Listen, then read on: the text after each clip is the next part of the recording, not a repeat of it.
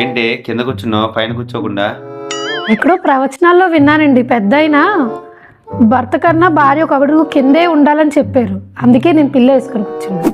అప్పుడే సంసారం సాఫీగా హాయిగా జరుగుతుంది.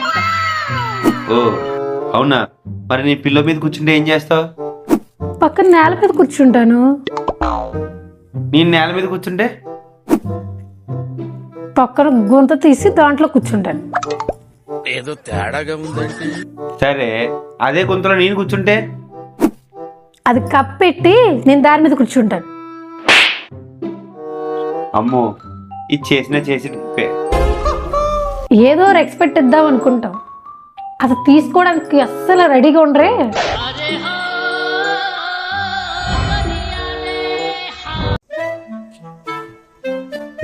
ఈ ప్యాన్ ఎక్కడ పెట్టాలో అర్థం కావట్లేదు. తీసుకొచ్చిన ఎత్తి మీద అట్టండి. అయిందా? బాగైందా? ప్రతిదానికి ఓవర్ ఎక్స్ప్రెషన్. ఇప్పుడు అండి ఏంటో ఈ ఇంగ్లీష్ ఆల్ఫాబెట్స్ చాలా ఎక్కువ ఉంటాయి, చూస్తేనే భయం వస్తుంది నాకు అసలు.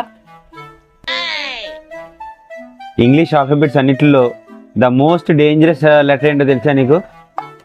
ఏంటో అది? డబ్ల్యూ. అవునా? ఎందుకలా?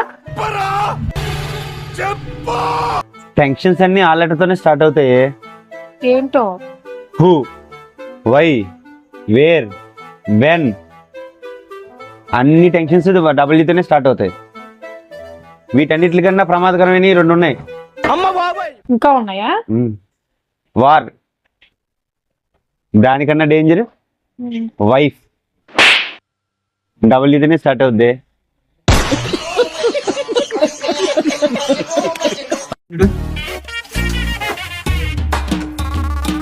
యాండి చెప్పు.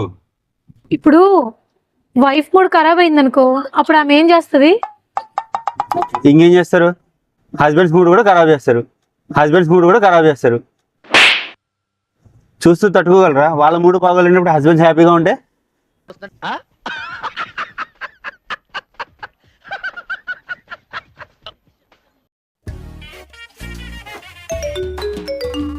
ఏమండి 2 సెకండ్లు పట్టుకోండి. 1 అమ్మా 2